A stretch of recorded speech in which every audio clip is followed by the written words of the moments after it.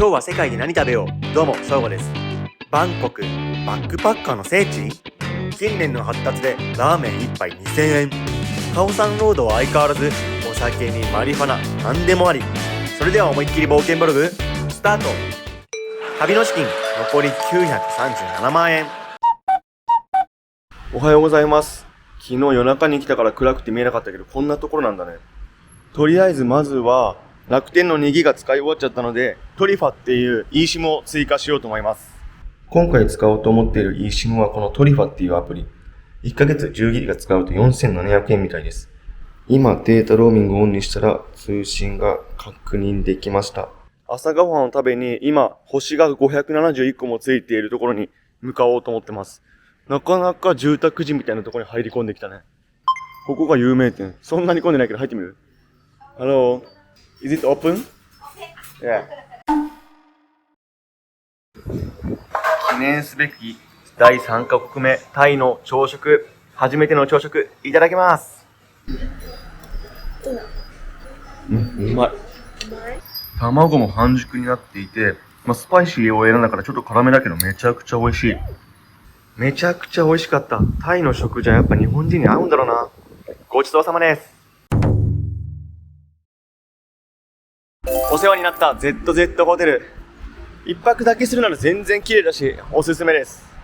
一旦ここからは空港に向かって市内にバスで行こうと思います。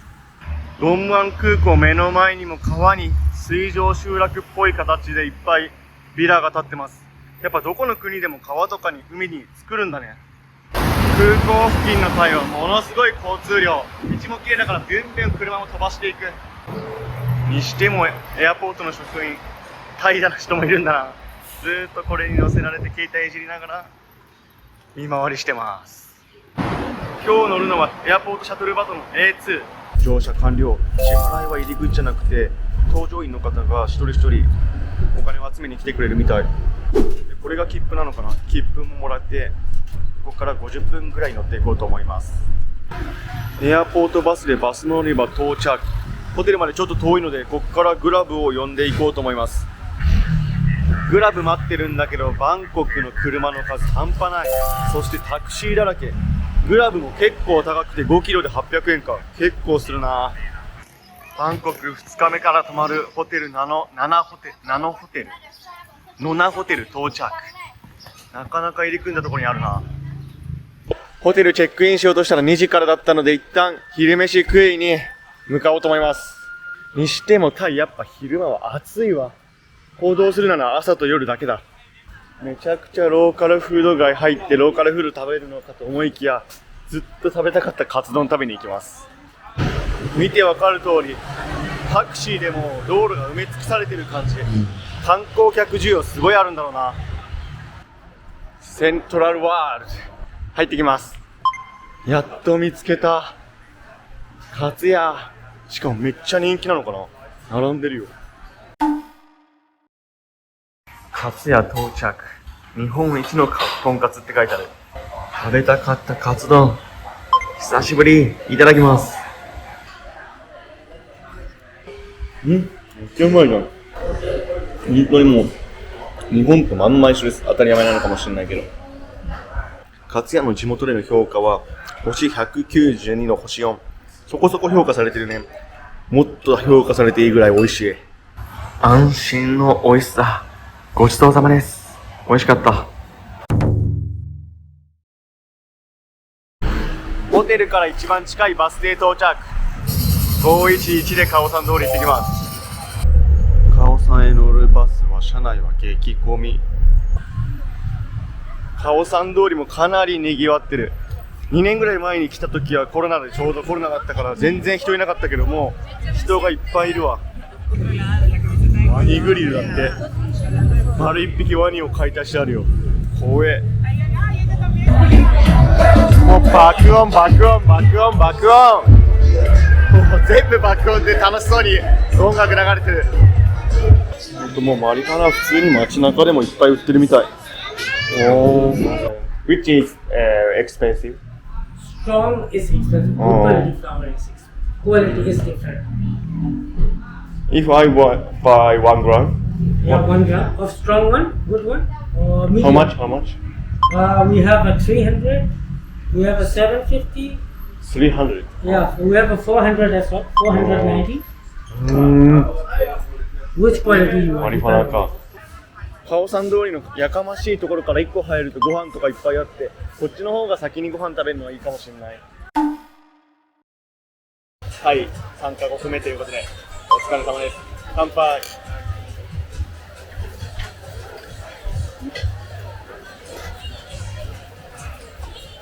そして店内もかなり賑わってて満席状態。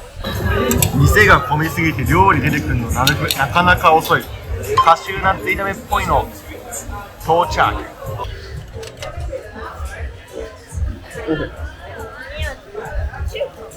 がっつり中華。たけのことかピーマンとかめちゃくちゃいろんな野菜入って、しかも中華風でめちゃくちゃうまいです。これめっちゃってくださいよ。Oh, thank you. 2品目はなんといってもタイの名物パッタイ。パッタイ。うまい。麺はライスヌードルなんだけど固めになっていて歯ごたえあってが美味しい。じゃあ失礼します。ありがとうございます。乾杯。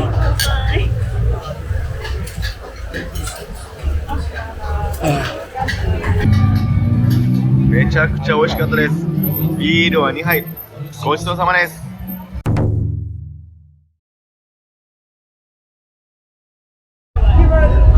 戻ってきました。カオサンロードのメイン通り。やっぱこっちは騒がしい。にぎわいがすごい。完全にコロナは明けましたね。これでもうコロナ前の回と変わらないので、バンコク来たいという人はぜひもうそのコロナ前と一緒でテンションで来て大丈夫だと思います。やっとここまで来ると落ち着く。556手が振ったら来てくれたので急いで乗っていこうと思います。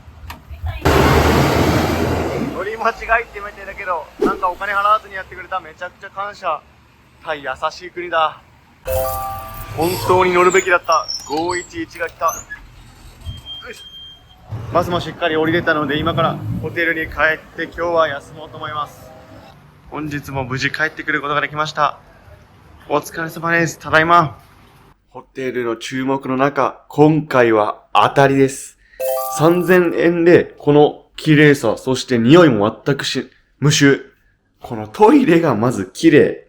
やっぱトイレ臭いと結構萎える。そして、石鹸とかもちゃんと用意されてる。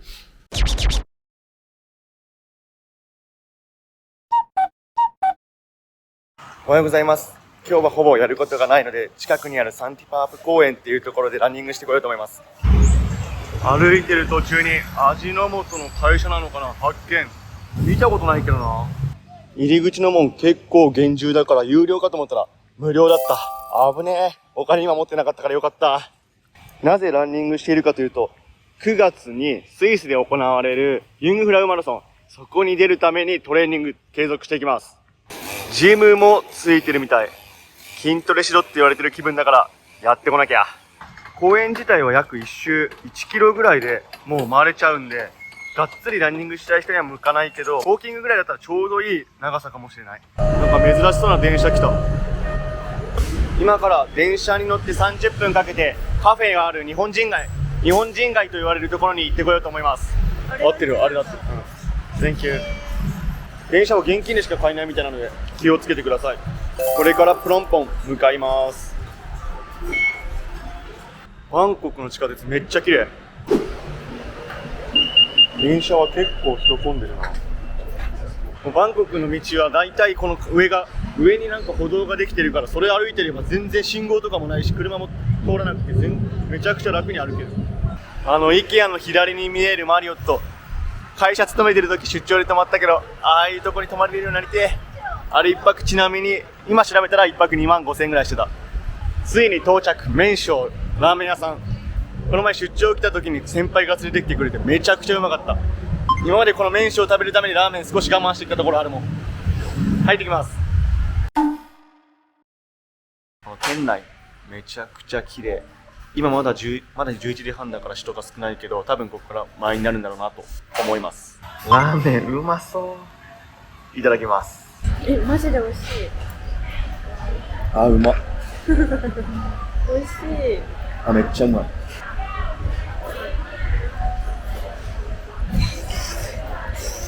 このお店日本でも有名なのかな。めちゃくちゃ美味しい。スープはドロッとしていて、エビの風味と、あとは若干酸味も感じて美味しい。元々の量が多いのと、かなりクリームが重ためなので、頼みすぎには注意です。ごちそうさまです。このプロンポンの中でもこの通りが一番日本人多いんだって。しかもこの富士スーパーっていうのが日本の食材めっちゃ揃ってるらしい。だからその駐在員とか出張の人は大体ここで買い物してんだって。ちょっと中見てこようと思います。入った瞬間、日本と同じ感じのスーパー、お惣菜コーナーまであります。醤油にみりんに焼肉のタレ、もう全部揃ってる。キッコーマンが168バーツだからだいたい800円ぐらい。800円しないぐらいか。若干高いかな。このスーパーの中の店内放送日本語じゃん。今からタイマッサージを受けにホテルに戻ろうと思います。帰りも電車で帰ってきます。ほんと頻繁に来るんだね。ちょうど上に上がってきたら電車到着。あ、帰りは結構空いてる。店調べてきたのは MB マッサージ。ここ多分評価良かったんでちょっと行ってみようと思います。お物はトングレトルみたい。カーテンで仕切られた薄暗い部屋に入りました。そしてこれに着替えて今からタイマッサージ受けようと思います。今日は全身にしました。タイマッサージめっちゃ良かった。もうすっきりしたんで、あとはご飯食べて、今日はお風日なんで家に帰って寝ようと思います。今日の夜ご飯ハングホット。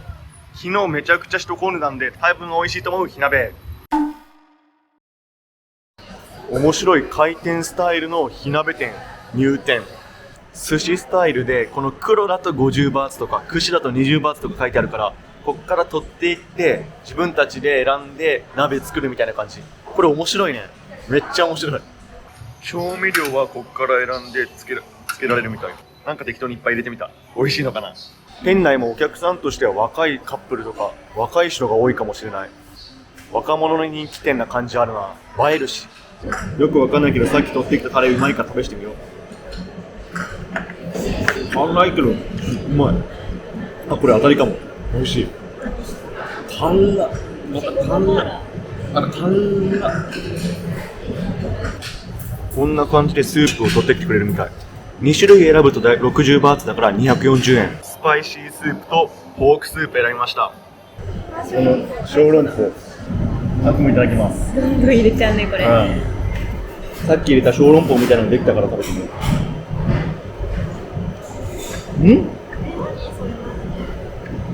なんか面白い。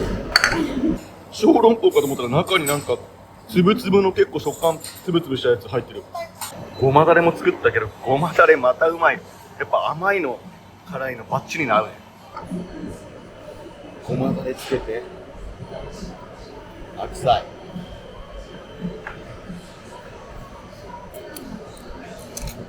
チキンラーメン入れちゃおう。豚肉美味しかったんでおかわりへ。ラーメンいい感じに出来上がった。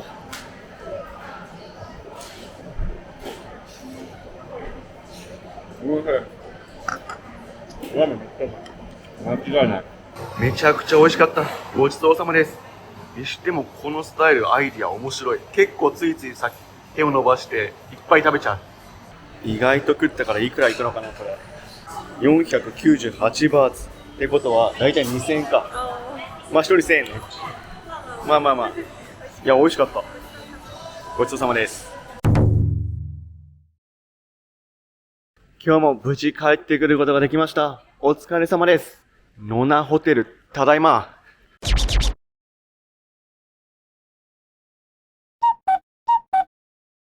おはようございます。今から電車とフェリーを使ってワットアルンというお寺を見に行こうと思います。入場。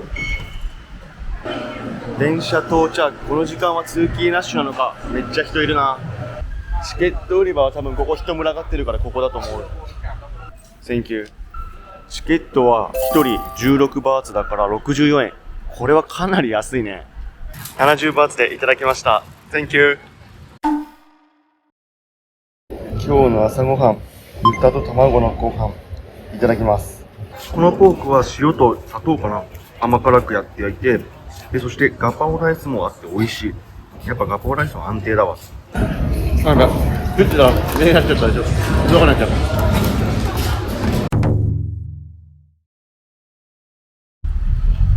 オレンジライン結構大きい船だ。乗客も結構乗っていくみたい。これで40分かけてこの川を渡ってワットアルムと見てこようと思います。出港。車内は結構人が混んでいて、後ろにはこんだけ人入ってるみたい。だいぶ乗ってるね。この海沿いは結構高級ホテルいっぱいあるわ。目の前には大きなビルと、あとヒルトンも見える。この流れている川はチャオプライ川って言って、バンコクの中心を流れている川みたいです。川は草とかゴミとかペットボトルとかめちゃくちゃ浮いてる。こう見ると日本の川って綺麗なんだなって思うよ。船を降りてワットアルの目の前上陸。40分って言ってたけど20分ぐらいで着いたな。1人100バーツ払うみたい。そして現金オンリーだって。ここもクレジットカード使えないから気をつけなきゃ。そしてこれが入場の証のスタンプみたい。万一クレカしか持ってこなかった人は現金を下ろすとこもあるみたい。安心だね。ワットアルを見ながらさっきの続きのご飯いただきます。やっぱ朝ごはん食わないとやる気出ないからね。おー、確かに目の前から見ると結構幻覚あるというか、かっこいいな。タイの人はほとんど仏教徒だけど、このワットアルンはヒンドゥー教の影響を受けた寺院らしくて、他の寺院と違ったシルエットでまた注目されてるみたい。現在はタイ王室第1級寺院にも指定されていて、タイを代表する寺院の一つだけど、誰が作ったか今も分かってないらしい。こうやってカメラマンの人をつけて写真撮ってる人めちゃくちゃ多い。しかも意外と安くて300バーツとかで1人借りられるみたいだから、割と女子旅とかで来る人なんかいいんじゃないかな。ワットアルン大出。今からもう一個の寺院のなんだっけ、ワットパークナム向かおうと思います。ワットアルンからワットパークナムまではだいたい電車で35分ぐらい。イタサラファファみたいな感じのところ。疲れた。やっと電車乗れます。にしてもタイやっぱ昼間は暑い。マスターも行けんじゃね。これはチップでも行けるし、マスターでもビザでも行けるみたい。これ便利。運がいい。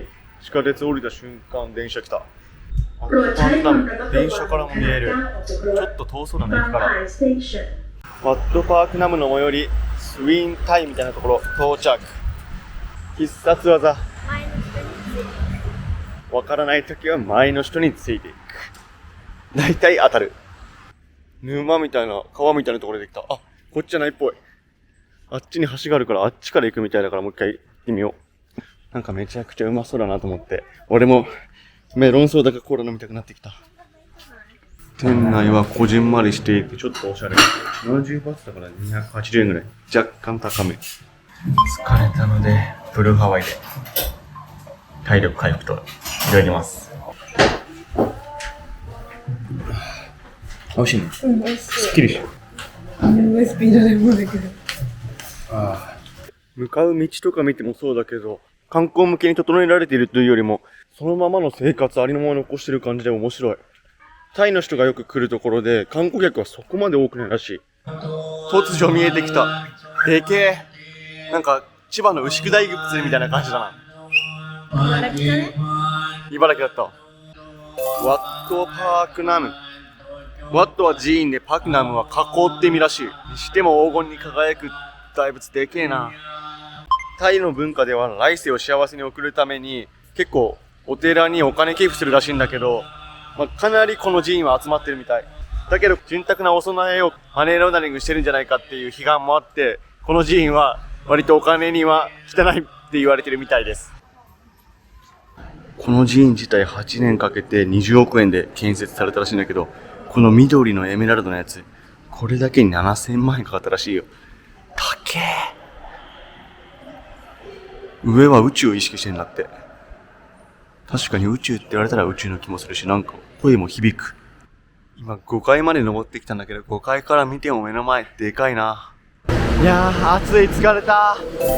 この駅からホテルまで帰ろうと思います。多分ここ、シーモラコットってめっちゃ有名らしい。ここで今日昼ご飯食べてみようと思います。センキュー出てくるの早っ。あ、センキュー。店内はこんな感じで、地元の人がめちゃくちゃ賑わってるみたい。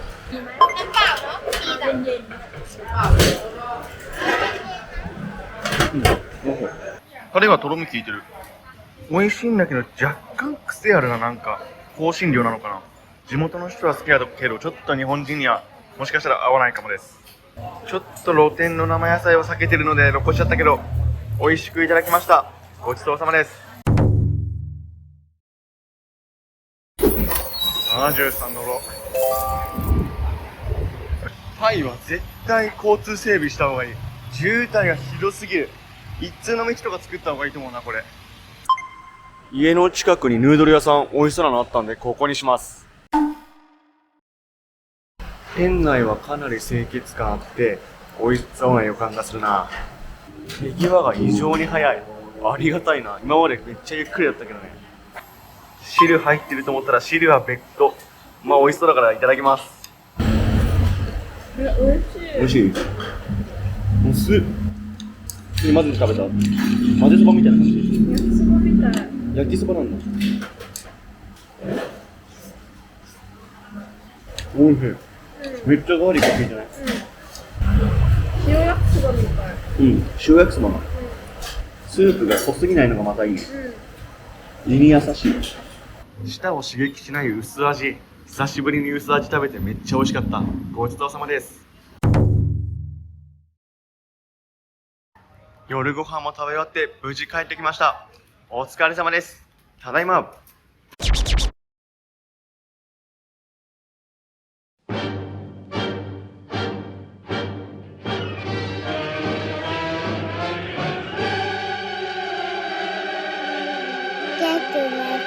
あいたと、飲んでる友達、お願いします。